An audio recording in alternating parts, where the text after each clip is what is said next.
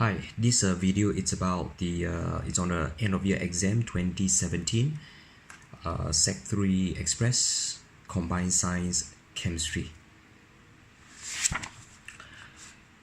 First question, sodium chloride is a solid at room temperature and pressure, so the ions in the solids are very close together and vibrating about fixed position. So the ions in an ionic compound, they are very close together and they vibrate about their fixed position. Which of the following correctly describes the particles in a dilute solution of sodium chloride in the water? Now, dilute solution means there is a lot of water. Okay? Dilute solution means what? Dilute solution means that there are a lot of water molecules. So the water molecules, since there are a lot of them, so they must be close together. So C is out. Okay? And then dilute solution means that there are a lot of water molecules, which also means that the ions are very little. They are very little Na plus ion as well as Cl minus ions. So the ions are free to move about, but there are very few of them because it's dilute. So since there are very few of the ions, so the ions must be very far apart. Okay, either A or D, far apart, moving at random because it is in liquid. Cannot be not moving lah. Not moving that means they must be solid. Okay, even not moving, they should be vibrating about their fixed position. Let's say for solid. So for liquid in this case, they are far apart and then they are moving at random. So the answer is A. Number 2, the boiling points of some elements are given in the table. So you have all the boiling points for the three elements. A mixture of nitrogen, xenon, and oxygen at negative 200 degrees Celsius is allowed to warm up to negative 150 degrees Celsius. Which elements are still a liquid, still at liquid state at negative 150 degrees Celsius? So when solving this kind of problem, it's very important for you to draw the number line, the temperature line. So you have 0 degree Celsius here. So your negative 108 would be here. This is the boiling point for xenon.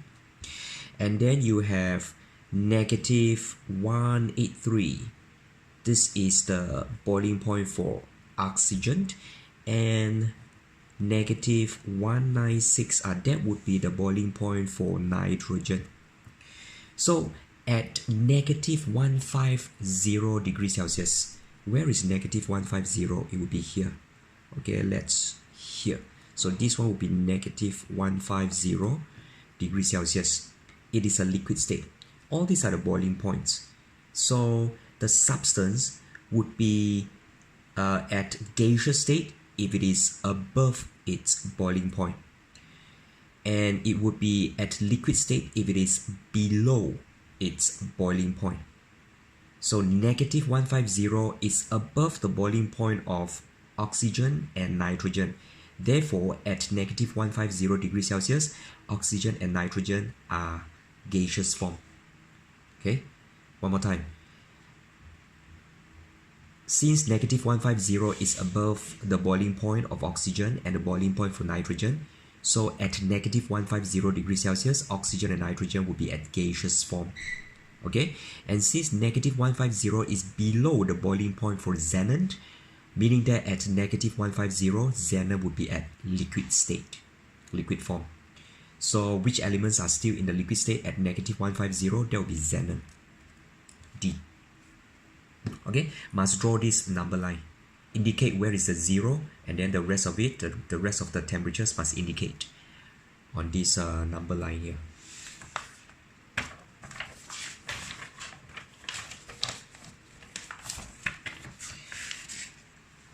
Okay, next question. Which piece of apparatus would be most suitable for measuring out an accurate volume of acid to neutralize 25 degrees Celsius of an alkali? Now, acid neutralize alkali. This is actually titration.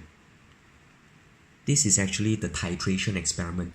Okay, so titration experiment basically is to find out what is the volume of the acid needed to neutralize 25 cm3 of an alkali. So roughly the titration experiment, it works like this. you have a burette here. Over here would be the volume of the acid or the alkali that you want to find. So this would be acid. Okay, and then after that you have a conical flask filled with 25 cm cube, 25 cm cube alkali. Then after that you have to add indicator. So for example, methyl orange. Okay, so methyl orange in an alkali solution, the color will be yellow. Then in order to find out what is the volume of acid needed to neutralize this 25 cm cube of alkali, you will run the acid down from the burette to the conical flask until this methyl orange changes color from yellow to orange. So when it turns orange ready, that is when you turn off the tap here and then read the volume of the acid needed to neutralize this. So this is actually titration experiment. So the apparatus needed to measure out, to find out how much volume, how much acid is needed to neutralize alkali is actually burette. Okay, so the answer is D. Okay, titration experiment, or you can actually read up on the chemical calculation chapter on volumetric analysis. Okay, so this titration, or in the textbook, it is volumetric analysis. Okay, number 4, the symbol, this one represents atoms of different elements. So there are different elements, which diagram shows a mixture of an element and a compound. So element meaning that one type of atom. This one compound means two types of atoms chemically combined. So this one, you can see two types of atom. You have black, you have white, two types of atom. So this is actually a compound. This is another compound. This is another compound. This is another compound. So this one is actually mixture of two compound. Okay, short form. Mixture of two compound. How about this? This is one type of atom. Okay, one type. Because white, one type. Black, one type. So this is an element, this is an element, this is also another element. So this one is mixture of how many elements? 1, 2, this one is same element, 3. Mixture of 3 elements. How about this? Element, compound. This compound and this compound are the same. This element and this element are the same. So this is mixture of one element and one compound. Okay, so an element and a compound, so the answer is C. How about this? Element. So this is mixture of two elements. Okay, must be very clear with this. What do you mean by element? What do you mean by compound? Now, mixture means they don't combine. So, for example, mixture of one element and compound, right? So, this compound and this element, they don't join together. So, that means it's a mixture. If they join together, then that's a compound already. Okay, number 5. P, Q, R, and S are 4 different substances. P is a gray solid. So, look at the options first. You have metals and non-metals. So, gray solid with a melting point of 420. So, this is quite a high melting point. And it is a good conductor of electricity. You know that all metals can conduct electricity. So this one, very likely it is a metal. How about Q? Q is a yellow and brittle solid. Brittle means it breaks easily. Okay? Brittle. Brittle solid with a melting point of 118. 118 is not very high. So this one cannot be a metal. R is a black solid with a melting point of, whoa, such a high melting point, and only conduct electricity when melted. Now, does metal conduct electricity only when melted? No. Metals conduct electricity in solid as well as in liquid state. Okay, so this is actually not a metal. Okay, conduct electricity when melted. That means doesn't conduct electricity when solid. This one is a property of ionic compound. Remember, ionic compound can only conduct electricity when it is in molten and aqueous state. And then S is ductile. What is the meaning of ductile? ductile means can be made into the shape of a wire. Okay, can be made into the shape of a wire. So S is ductile. Yes, that's a property of metal. Melting point very high, used in electrical conductors. That means it can conduct electricity. So S is a metal, P is a metal. So P and S, the answer is B. Number 6, a molecule of compound X contains 2 atoms, blah blah blah. What is the formula of X? Now this one you just need to multiply the number inside. Now remember, you have to multiply the number outside to the number inside.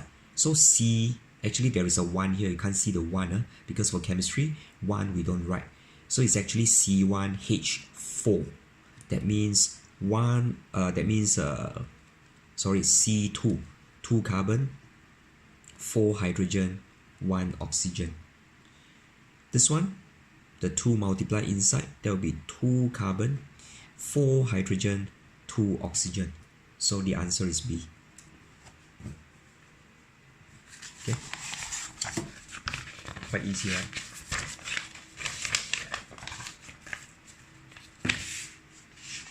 Quite easy. Okay, let's look at number 7. Okay, impure. See, impurity already. Impure, heated in a paraffin, blah blah blah, until it melts. In order to melt it, so 5 experiments were carried out using the same mass of this sample of impure benzoic acid. The melting points obtained are shown in the table below. So you can see the melting point actually is in a range because of the impurity. So remember, what effect does impurity have on the melting point of a substance? Okay, so you can actually see here in your mind map, chapter 3 mind map, pure substance. So effects of impurities on pure substance. So if you put impurity, mix it with the pure substance, what happened is the boiling point of the impure substance will be increased and the melting point will be decreased. So the presence of impurity increases the boiling point, decreases the melting point. Okay, impurities increases boiling point, decreases melting point. In this case, it's actually melting point.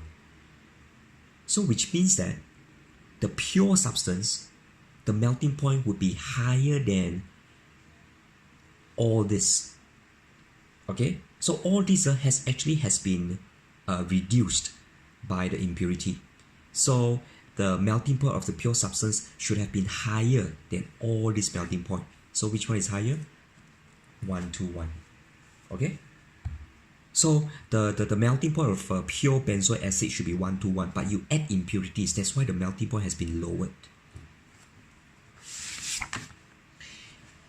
Number 8, the number of valence electron, blah blah blah. So which of the following has been correctly plotted? Valence electron for the first 12 elements of the periodic table. First one is hydrogen. So hydrogen, how many valence electron? 1. Okay, you can actually look it up in your periodic table. Hydrogen, 1 valence electron. How about helium? Helium, 2 valence electron. Third one, lithium. Lithium, how many valence electron? This one is 2-1. Electronic configuration will be 2-1. So 1 valence electron. This one, 2 valence electron, 2-2. Electronic configuration. This one, 2-3. 3 valence electron. This one, 4 valence electron, 5 valence electron, blah blah blah. So it is actually 1, 2,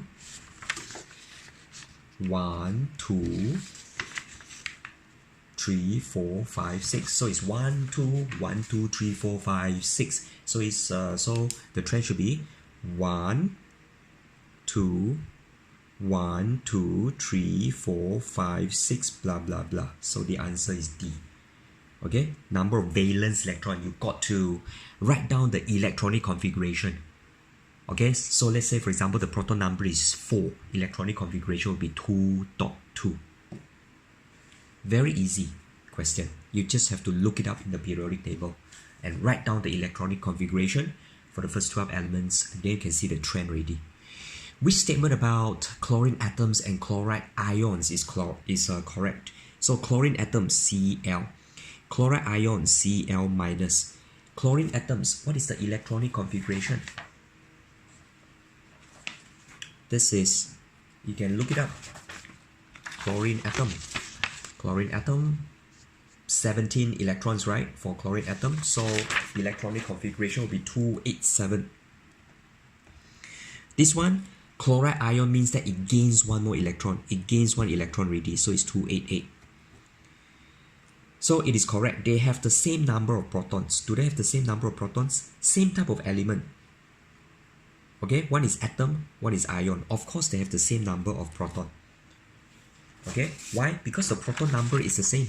The proton number is the same, which is 17 for both chlorine and chloride ions. The difference is the number of electrons. Number of proton is 17 for both of them.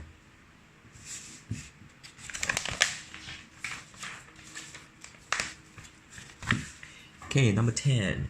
Element Q has a nuclear number of 11. What is nuclear number?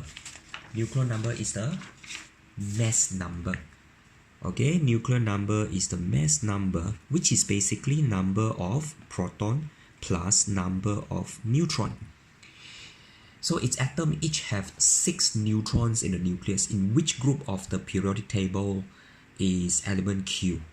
Okay, it has 6 neutron. 6 neutron, meaning that the number of proton is what? The number of proton would be 11 minus 6, which is 5. Number of proton is 5, number of electron is also 5. So the electronic configuration is 2, 3. 2, 3, that means it has 3 valence electron. 3 valence electron basically means it is in group 3. Okay? Group 3 means 3 valence electron. Group 2 means 2 valence electron. Group 1 means 1 valence electron. Always remember the group number is the same as the number of valence electron of the atom of the element. Number 11, the diagram shows the bonding in 3 covalent molecules. Which of the these molecules can combine chemically to form ammonia? You need to know what is the chemical formula for ammonia, which is NH3. Now covalent molecules. So one line here basically means they share one pair of electron. That is basically one line. So that means that there are 2 electrons here. They share 2 electrons. So which of these molecules can combine chemically to form ammonia? So ammonia is made from what? So from the chemical formula, you know ammonia must be made from nitrogen as well as hydrogen. So that means hydrogen molecule is H2, nitrogen molecule would be N2. So which one is H2? H2. So H2, this one must be H2 because hydrogen molecule, they share one pair of electron. Okay? Because electronic configuration for hydrogen is 1, meaning that short of 1 electron. Short of 1 electron meaning that they must share one pair of electrons. So this guy here must be hydrogen. Then where is nitrogen? Nitrogen electronic configuration is what? Okay, electronic configuration for nitrogen is 2, 5. Okay, 2, 5, right? So 2, 5 means short of how many electrons in order to be stable? Short of 3 electrons. Meaning that the 2 nitrogen atoms must share 3 pairs of electrons in order to be stable. So this guy here must be nitrogen. So the answer is 1 and 3. So the answer is B. Okay. Number 12. The outer electronic configuration of compound J is shown. Y and Z are different elements. So which formula could represent compound J? So look at, count the number of valence electrons. How many valence electrons are there in Y? 1, 2, 3, 4, 5, 6, 7. So this Y has 7 valence electrons. 7 valence electron means that it must be a group 7 elements. How about Z? Z, how many valence electron? 1, 2, 3, 4, 5, 6. 6 valence electron, meaning that it must be from group 6. Okay, so you have group 6, you have group 7. So which formula could represent this? So there must be one group 6, there must be one group 6 atom and two group 7 atom. How about this? This is not group 6 carbon, carbon is group 4. Chlorine, chlorine is group 7. Oxygen, oxygen is group 6. So 2 group 7, 1 group 6. Correct. So the answer is B.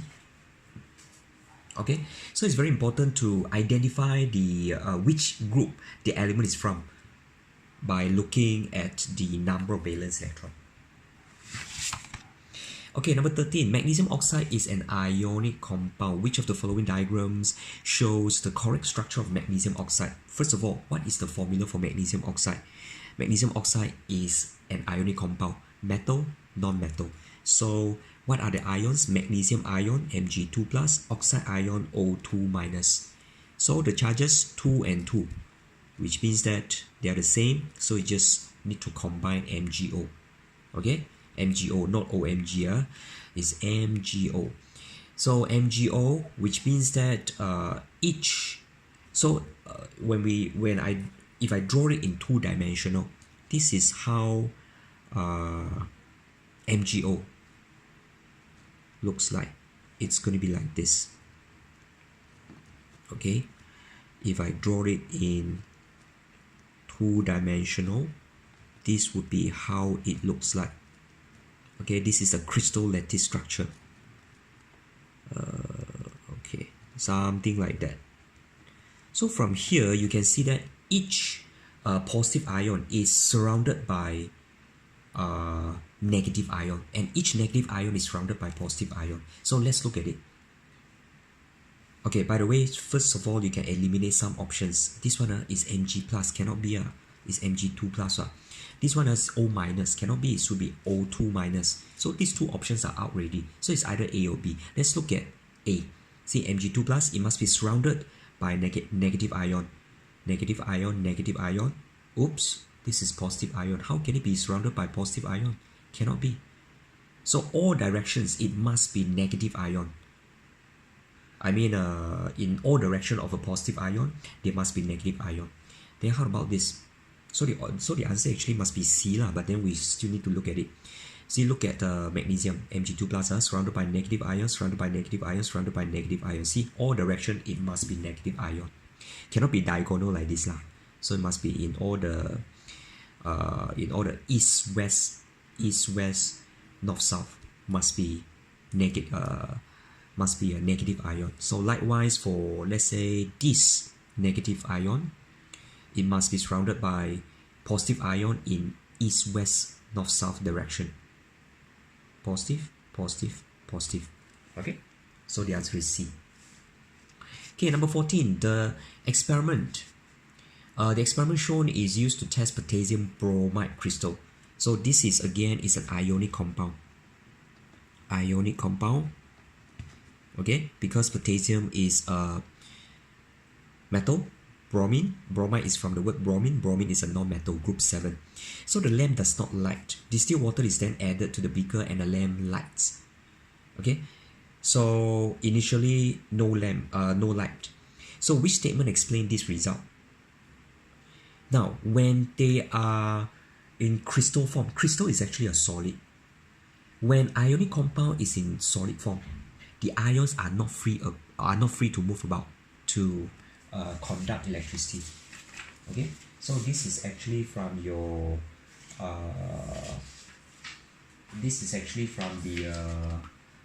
bonding chapter. When ionic compound are in solid state, the ions are not free to move about to conduct electricity. So meaning that oppositely charged ions are free to move in the solution. That's why only after you have added water, then the crystal will dissolve. That is when the ions are free to move about to conduct electricity. So the answer is D. Okay, so this part you have to look at the properties of ionic compound.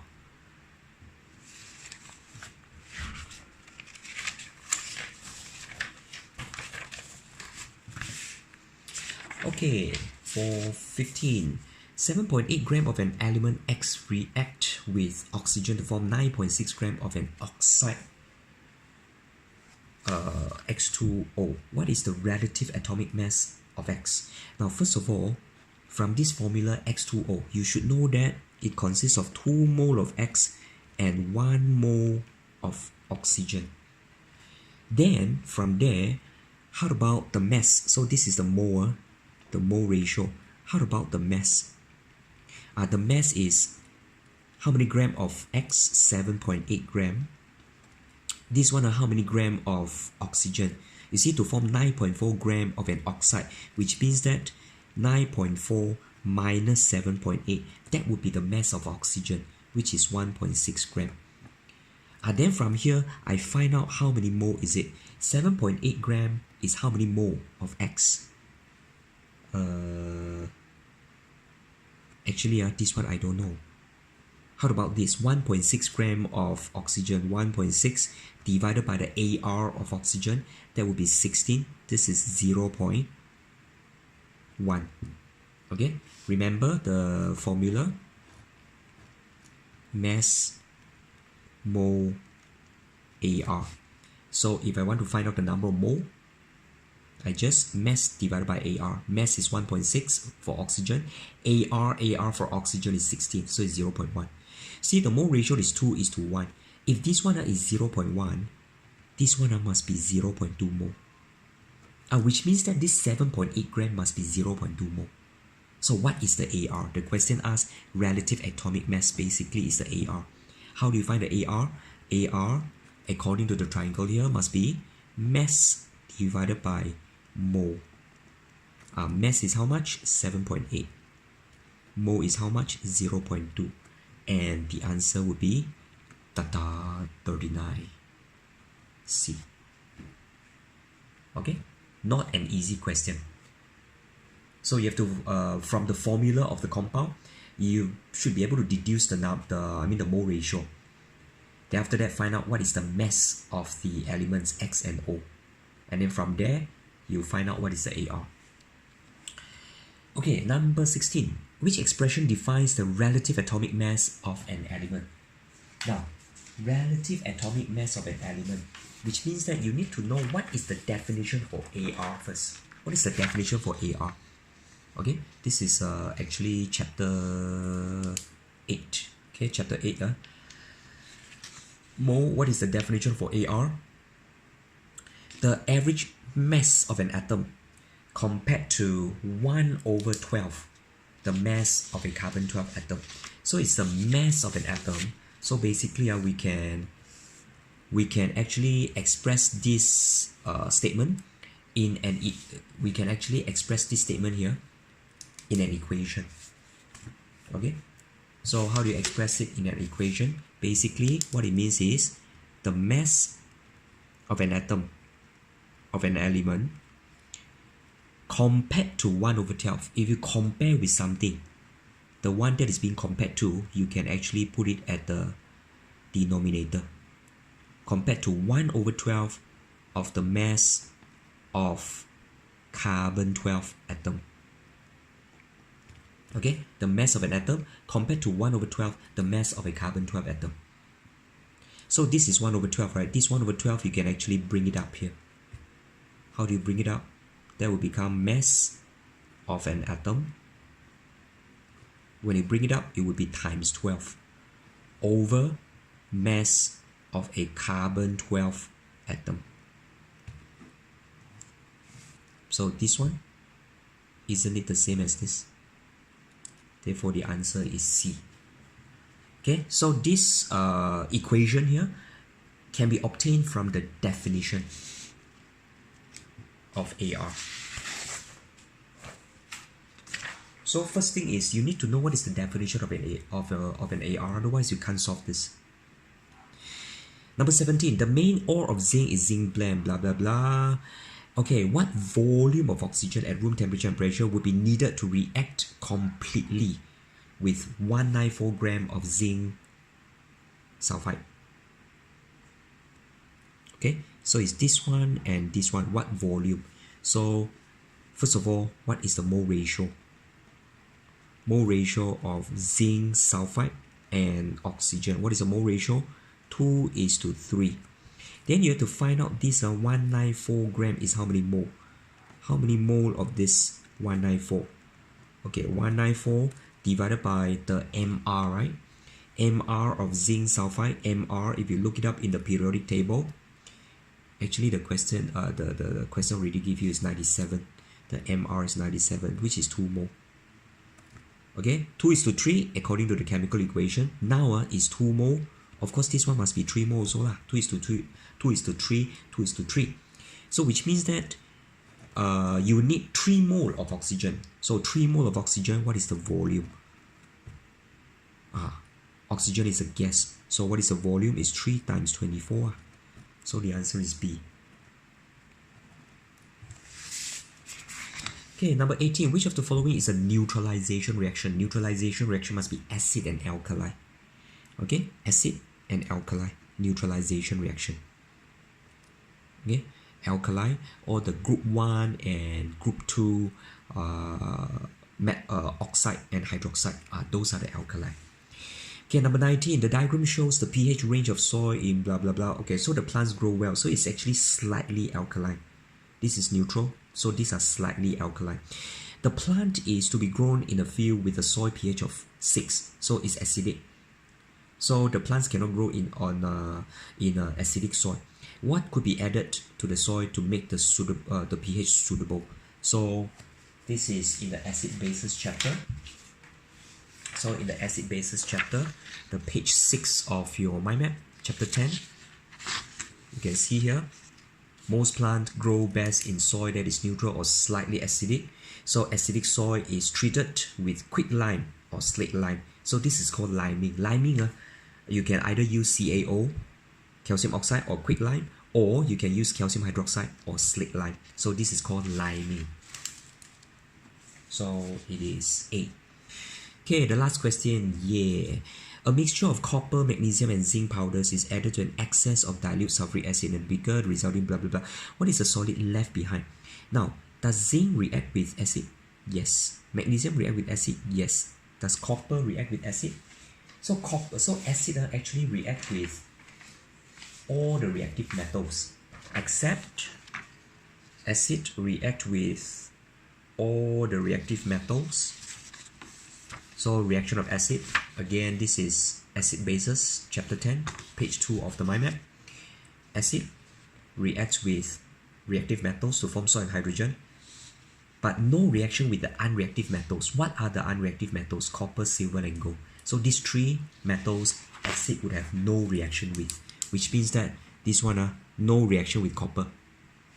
There is reaction with magnesium and zinc, so which means that the solid left behind would be copper. Answer is B.